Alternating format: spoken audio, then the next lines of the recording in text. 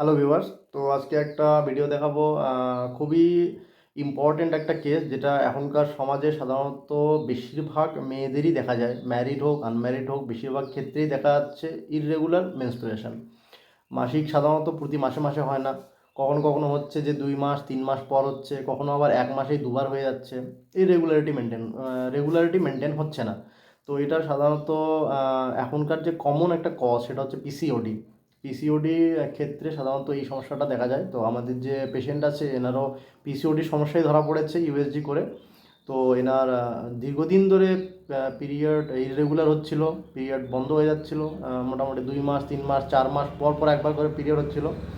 আমাদের কাছে আসে, চিকিৎসা করা হয়। হোমিওপ্যাথি চিকিৎসা করার পর রোগী এখন কেমন আছেন, তার প্রতি মাসে মাসে পিরিয়ড এখন হচ্ছে না কীরকম হচ্ছে, সেটা আমরা রোগীর কাছ থেকেই শুনে নেব। তো আপনি বলুন, আপনি যখন প্রথম এখানে এসেছিলেন তখন কি সমস্যা ছিল আপনার? মেন্সটা বন্ধ ছিল, 5-6 মাস বন্ধ ছিল।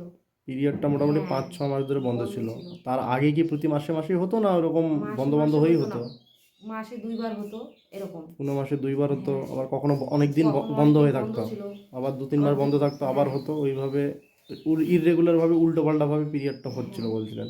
ইউএসজি করিয়েছেন পেটের, ইউএসজি করিয়ে পিসিওডি ধরা পড়েছে। হ্যাঁ, পিসিওডি সমস্যা ছিল, তার সঙ্গে আপনার হচ্ছে রেট্রোভার্টেড ইউটেরাসও আছে। হুম, লিভারটা একটু বেড়ে বেড়ে হ্যাঁ, গেছিলো।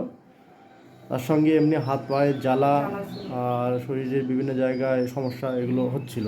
হওয়ার পর আপনি হোমিওপ্যাথি ওষুধ খাওয়ার পর এখন বর্তমানে কীরকম আছেন বলুন? এখন মোটামুটি ভালোই আছি। মোটামুটি ভালোই আছেন। বিগত 4-5 মাসে আপনার পিরিয়ড প্রতি মাসে মাসে হচ্ছে? মাসে মাসেই হচ্ছে এখন। প্রতি মাসে হ্যাঁ, মাসে একদম নির্দিষ্ট সময়ই হ্যাঁ, হচ্ছে? পিরিয়ডের মধ্যে কোনো সমস্যা হচ্ছে সেরকম? না, কোনো সমস্যাই হচ্ছে না। স্বাভাবিক মতোই। একদম হ্যাঁ, স্বাভাবিক যেরকম হতো আগে সেরকমই সেরকমই। হচ্ছে। ইরেগুলার মেনস্ট্রুয়েশন একদম আগের থেকে নর্মাল হয়ে গেছে। আর বাকি পিসিওডির সমস্যা এবং রেট্রোভার্টেড ইউটেরাসটা আরেকটা ইউএসজি লিখে দেওয়া হয়েছে। ইউএসজিটা করার পর তারপর বোঝা যাবে, সেটা দেখে তারপর জানা যাবে যে আর ওষুধ খেতে হবে কি না। ঠিক আছে।